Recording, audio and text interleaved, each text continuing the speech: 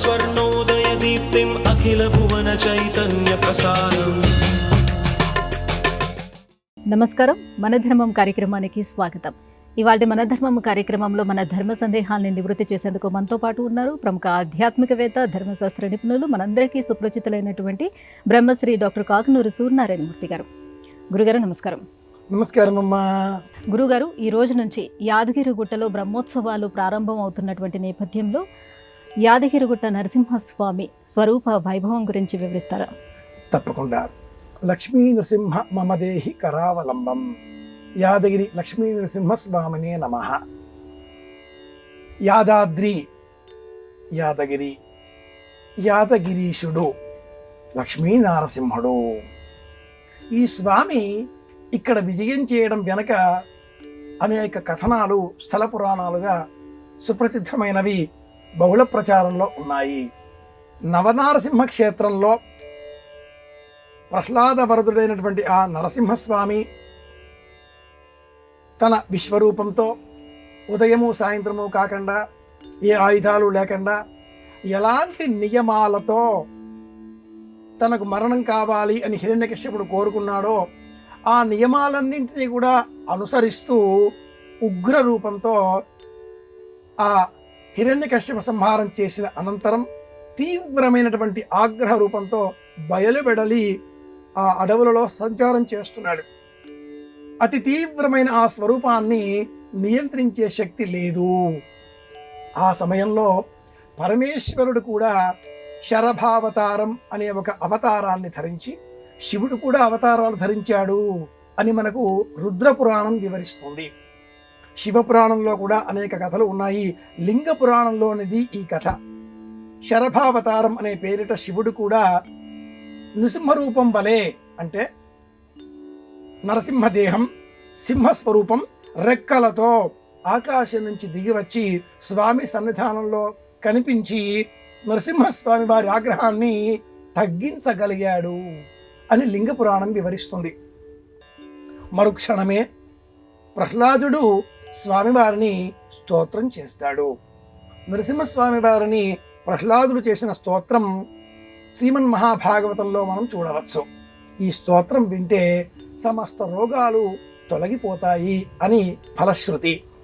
ఆ స్తోత్రం అనంతరం ప్రసన్నుడైన నరసింహుడు ప్రహ్లాదునికి ప్రత్యక్షమై, నాయనా ఏం కావాలి అని అడగగా, ఇలాంటి ప్రసన్న దేహంతో, ప్రసన్న రూపంతో ఇక్కడే వెలియాలి స్వామి మీరు అనగా, స్వామి అందుకు అంగీకరించక, ఇంతకు చాలా దూరంలో యాదర్షి అనే మహర్షి తపస్సు చేస్తున్నాడు. అది ఒక గుట్ట, యాదగిరి గుట్ట. నా చక్రాన్ని నేను ప్రయోగిస్తున్నాను. ఆ చక్రం సంచారం చేస్తూ చేస్తూ ఎక్కడైతే నిలుస్తుందో ఆ చక్రం నిలిచిన చోటు నైమిషారణ్యం, ఆ చక్ర ప్రభావం కనిపించేటటువంటి చోటు యాదగిరి క్షేత్రం. అక్కడికి వెళ్ళి నేను స్థిర నివాసంగా సౌమ్య రూపంలో నేను మీకు దర్శనమిస్తాను అని అంతర్ధానం అయ్యాడు. అనంతరం ఈశ్వరుడు కూడా అంతర్ధానమై కైలాసానికి వెళ్ళి పార్వతీదేవితో, నేను కూడా ఈ యాదగిరి మీద నివాసం ఏర్పాటు చేసుకుంటే బాగుండు కదా అన్నాడు. మరుక్షణమే యాదగిరి గుట్ట పైన శివరూపంలో ఈశ్వరుడు వెలిసినట్లుగా స్థల పురాణం. యాదగిరి గుట్ట మీద శివాలయం నేటికి మనం దర్శించవచ్చు. యాదగిరి క్షేత్రానికి క్షేత్రపాలకుడు ఆంజనేయ స్వామి. ఆంజనేయుడు అంటే రుద్రుడే కదా. ఇలా ఉండేటటువంటి దివ్యమైన ఆ యాదగిరి క్షేత్రంలో స్వామివారి ఆలయ శిఖరం పైన సుదర్శన చక్రం తన విశ్వరూపాన్ని ప్రదర్శిస్తూ తిరుగుతూ ఉంటుంది. ఈ చక్రం కారణంగా ఎంత దూరం ఆ యాదగిరి క్షేత్రం మీద ఉన్నటువంటి ఆ కొండ శిఖరం మీద ఉన్నటువంటి ఆలయ గోపురం కనిపిస్తుందో అంత మేరలో ఉన్నటువంటి సమస్త జనులకు మనోభయాలు ఉండవు. అలాగే బ్రహ్మ కడిగిన పాదము అనే పేరిట ఆ విష్ణు పాదోద్భవిగా ఉద్భవించిన గంగ కొన్ని కాలువల ద్వారా అలా ప్రవహిస్తూ ఈ కొండ మీద శిఖర రూపంలో ఉన్నటువంటి స్వామివారి పక్కనే ఒక పుష్కరిణిగా ఇక్కడ వెలిసింది అని కూడా స్థల పురాణం. ఆలయాలు ఎప్పుడూ కూడా పుష్కరిణి, గోపురం, వెలిసిన క్షేత్రం అయినప్పుడు దివ్య క్షేత్రాలుగా ప్రసిద్ధికెక్కుతాయి. ఏ ఆలయమైనా ప్రసిద్ధి చెందాలి, పుష్కరిణి ఉండి తీరాలి. ఇలా ఉభయ రాష్ట్రాలలో నవనారసింహ క్షేత్రంతో ప్రారంభం చేసుకొని అంతర్వేది, మంగళగిరి, వేదాద్రి, ఏ క్షేత్రంలో చూసినా స్వామివారి దివ్య వైభవం మనకు కొండల మీద వెలిసినట్లుగా కనిపిస్తుంది. స్తంభాద్రి పేరిట ఖమ్మంలో వెలిసినటువంటి స్వామివారి మహిమలు అందరికీ తెలిసినవే కదా. అక్కడ ఆ స్వామి స్తంభాద్రి అన్న పేరిట సుప్రసిద్ధం. ఇదే క్రమంలో బ్రహ్మోత్సవాలలో యాదగిరీశుడిని సేవించుకుంటే, దర్శనం చేసుకుంటే సమస్త మనోభయాలు తొలగిపోతాయి, ఆరోగ్యం చేకూరుతుంది. ఇది స్వామివారి వైభవం, ఇది విశేషం. గురుగారు, సర్వదేవతా రూపాలలో రాముడు శ్రేష్ఠుడని, రామాయణములో సుందరకాండ సర్వశ్రేష్టమని చెబుతారు. ఎందుకు సుందరకాండకు అంత ప్రశస్తి?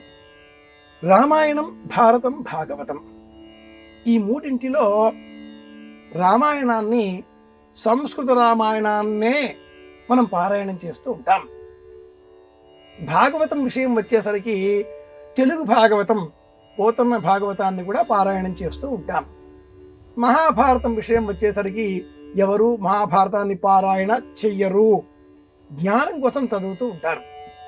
రామాయణంలో ఉన్న అంశం వ్యక్తి తన కుటుంబ సభ్యులతో ఎలా మసలుకోవాలో చెప్పడం.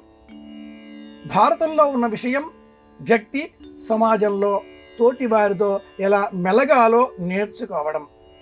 భాగవతంలో ఉన్న విషయం వ్యక్తి తన మనస్సుతో తాను ఎలా సంభాషించాలో తెలుసుకోవడం, ఉన్న స్థితి నుంచి ఉన్నత స్థితికి జీవుడి ప్రయాణం ఎలా ఉన్నతంగా కొనసాగించాలో అభ్యాసం చేయడం. ఇది భాగవత శ్రవణ ఫలం. శ్రీరామాయణం ఈ మూడింటిలో శిఖరాయమానమైనది. శ్రీరామాయణంలో సుందరకాండ మరింత విశేషం. సుందరే సుందరం రామ, సుందరే సుందరం కథ, సుందరం అపి సుందరం అనే స్తోత్ర సంచయంతో, శ్లోక సంపుటితో శ్రీరామాయణంలోని సుందరకాండ మహాత్మ్యాన్ని ప్రాచీనులు విశేషంగా వివరించి ఉన్నారు. బాలకాండ, అయోధ్యకాండ, అరణ్యకాండ, కిష్కింధకాండ ఈ 4 కాండలలో ఉండేటటువంటి వృత్తాంతాలు వేరు. కానీ ఒక్కసారిగా కిష్కింధకాండ చివరలో పంపా నది సరోవర తీరంలో బ్రహ్మచారి వేషంలో ఆంజనేయ స్వామి వారు కనిపించగా రాముడు గుర్తించడంతో కథలో అద్భుతమైన మలుపు చోటు చేసుకుంటుంది. ఇక నుంచి ఆంజనేయుడే వృత్తాంతాన్ని నడిపిస్తాడు. సుందరే సుందరం రామ.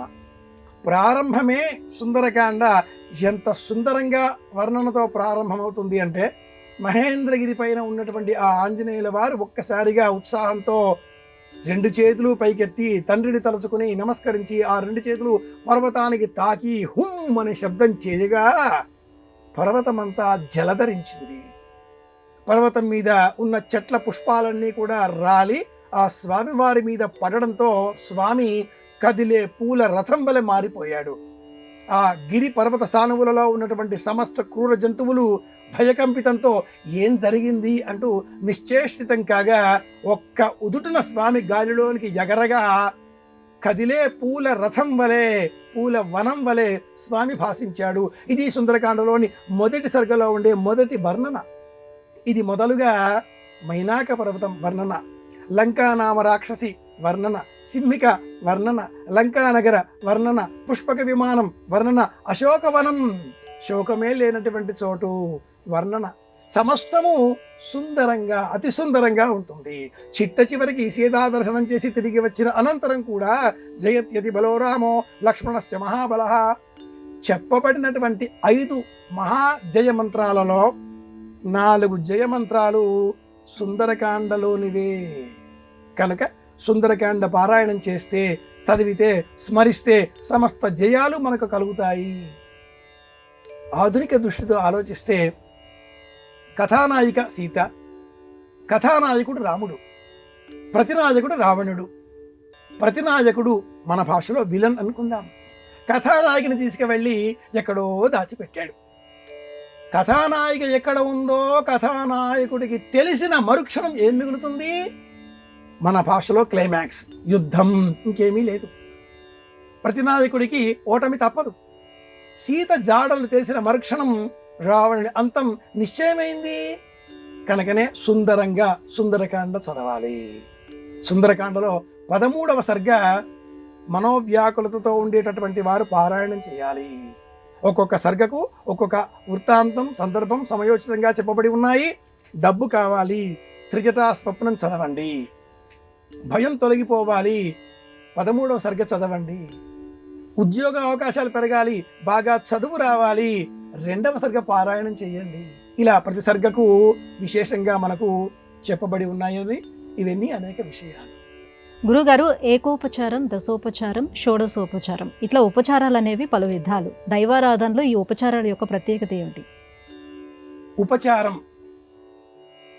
ఉపచారాలెన్నో చేసి తిని తెలియక అపచారాలేమైనా చేసి తినో అనే ఒక సినిమా పాట కూడా జ్ఞాపకం తెచ్చుకోవచ్చు. ఉపచారం చేయడం అంటే సేవ చేయడం. ఉప దగ్గర, చారము నడచుట, సంచారం చేయుట అని అర్థం. అవసరంలో ఉన్న వారి దగ్గర మనం సేవ చేస్తూ సంచారం చేయడమే ఉపచారం. దానాలు కూడా మనకు స్మరించుకోవాలి. ఇక్కడ ఏకోపచారం, పంచోపచారం, దశోపచారం, షోడశోపచారం, చతుర్వింశత్యుపచారం, అష్టావింశత్యుపచారం, అలాగే చతుషష్ఠి ఉపచారాలు, 64 ఉపచారాలు. లలితా సహస్రనామావళిలో ఒక నామం చతుషష్ఠి ఉపచారాధ్యాయై నమో నమః. అనేక ఉపచారాలు. దానాలను కూడా స్మరించుకోవాలి అన్నాను కదా. ఇవి చతుర్విధ దానాలు. దశదానాలు, షోడశ దానాలు ఒక పక్కన ఉండగా చతుర్విధ దానాలు: అన్నదానం, విద్యాదానం, ఔషధదానం, అభయదానం. ఇవి చతుర్విధ దానాలు. లంకా నగరంలో ఏకాంతంలో ఉన్న సీతాదేవికి ఆంజనేయ స్వామి వారు వెళ్ళి అభయదానం చేశారు. రాముడున్నాడు, వస్తాడు అని చెప్పినట్లుగా ఇది ప్రమాణం. అదేవిధంగా ఉపచారాలు చేసే సమయంలో 2 చేతులు జోడించి ఏకోపచారం, నాకింకా ఏమీ తెలియదు తండ్రి, అంతా నీవే అని నమస్కరించడం, ఇది ఏకోపచారం.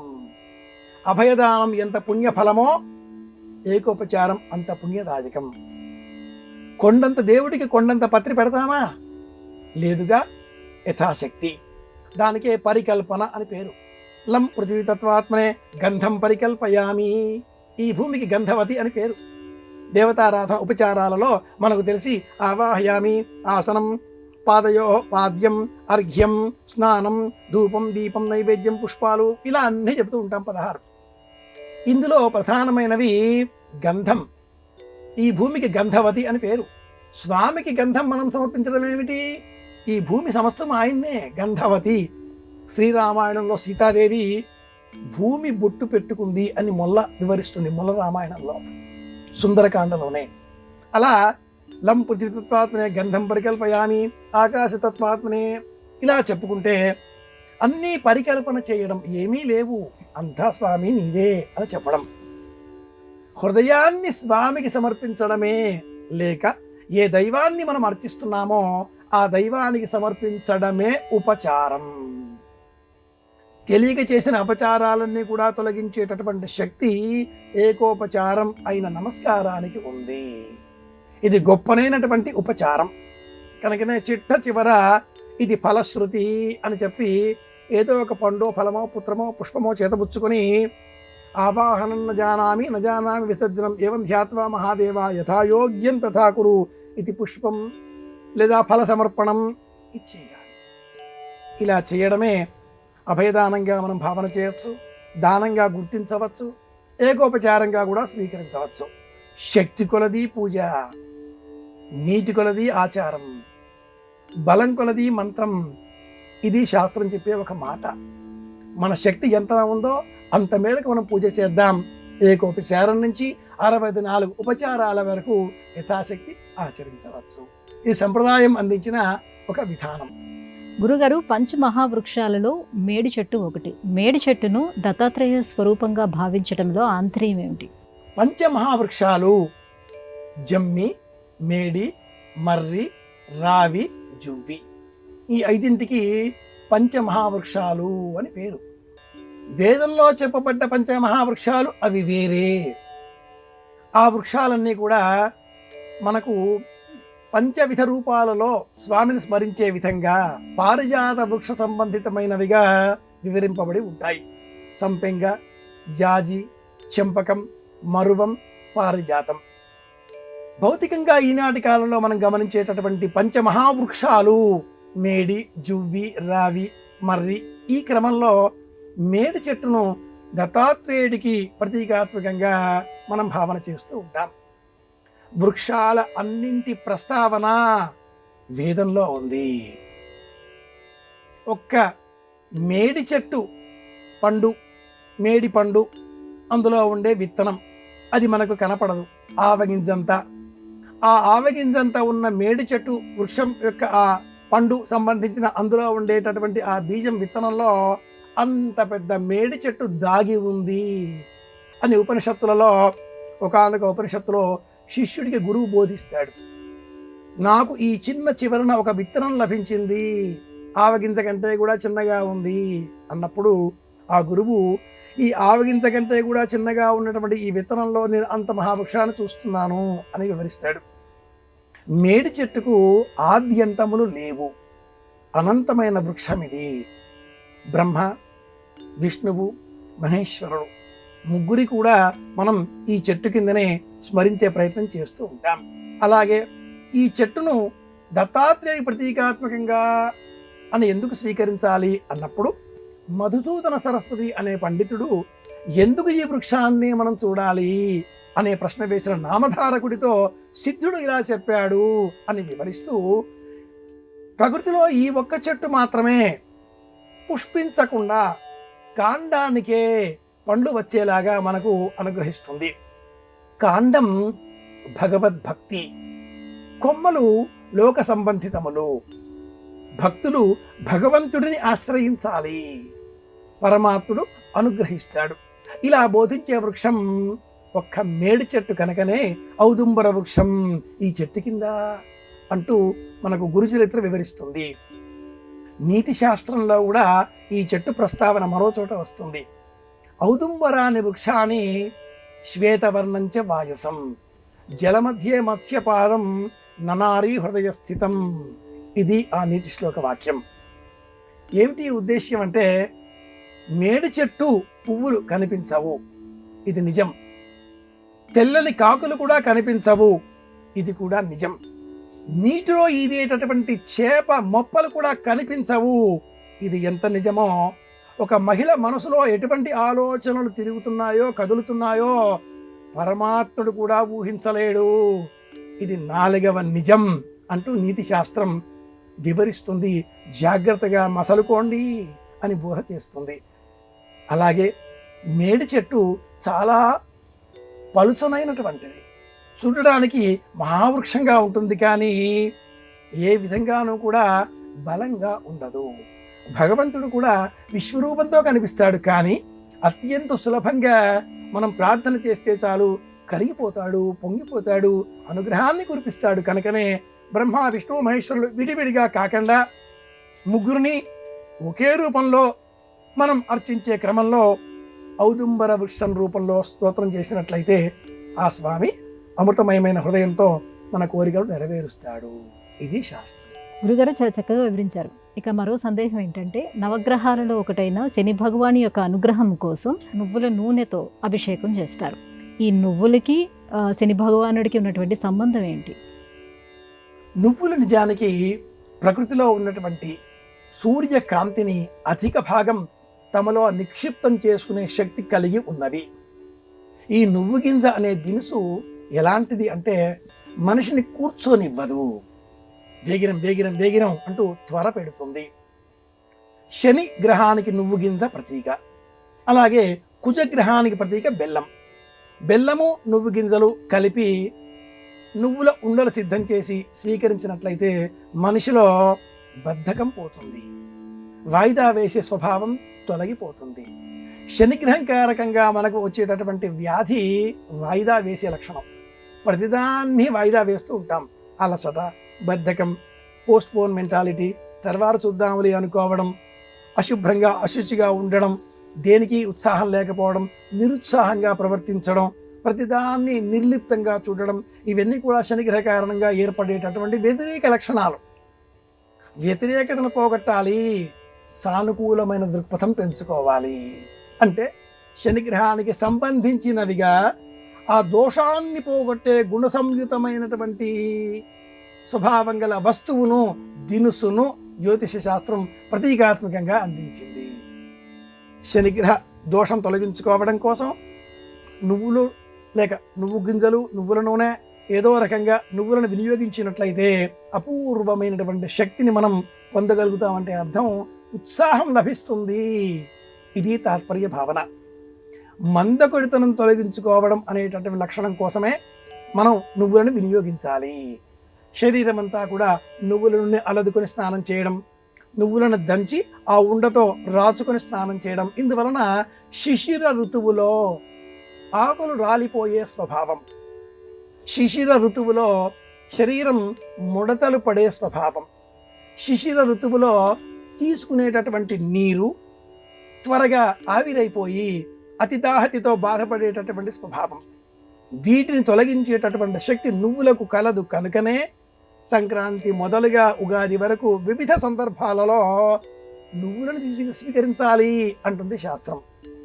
కనుక ఈ నువ్వులకు శనికి ఉన్న అనుబంధం ఏమిటి అంటే శనిగ్రహ సంబంధితమైన దోషాన్ని తొలగించుకోవడం కోసం, అంటే అర్థం మందకొడితనాన్ని తొలగించుకోవడం కోసం, ఉద్వేగభరితమైనటువంటి స్వభావాన్ని పెంపొందింపజేసుకోవడం కోసమే నువ్వులను వినియోగించాలి.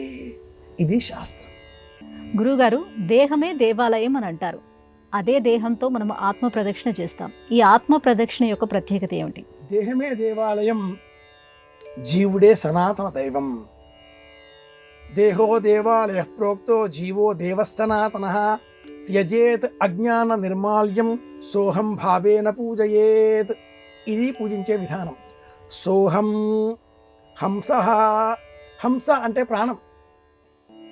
సోహం ఆ అక్షరాలు తిరగవేస్తే ధ్వనించేటటువంటి శక్తి, నువ్వే నేను అని చెప్పడం. అహం అంటే నేను, అహం తొలగితే అనుగ్రహం లభిస్తుంది. మరి వేదవాక్యంలో వాక్యార్థశ్చ విచార్యతాం, చతుర్విధ మహావాక్యాలలో అహం బ్రహ్మాస్మి అనే వాక్యం ఉంది.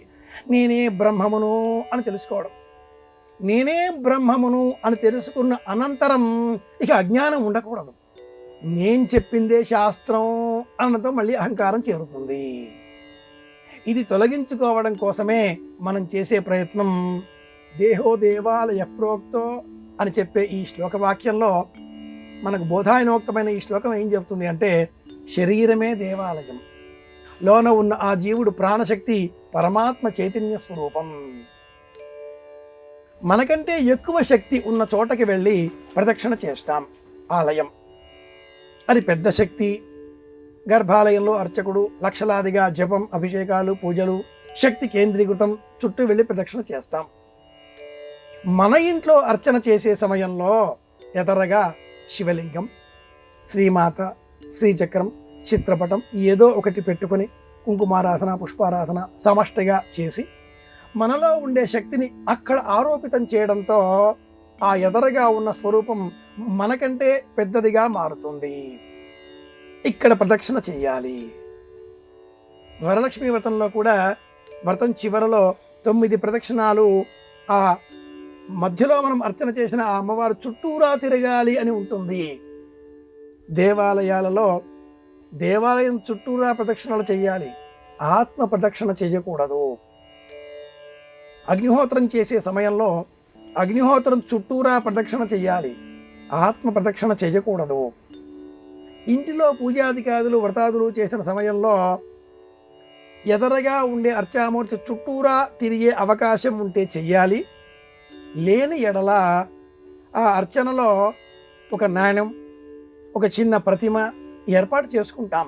సత్యవ్రతంలో కానీ ఇంకేదైనా వ్రతంలో కానీ ఆత్మ ప్రదక్షిణ అన్న సమయంలో ఎదరగా మనం కూర్చున్న పీట మించి దిగి చిన్న పీట మరి ఒక దానిని ఏర్పాటు చేసి ఆ పీట మీద ఈ చిన్న ప్రతిమను ఏర్పాటు చేసుకొని ఉంచి ఆ ప్రతిమ చుట్టూరా తిరగాలి. ఇది ఆత్మ ప్రదక్షిణ.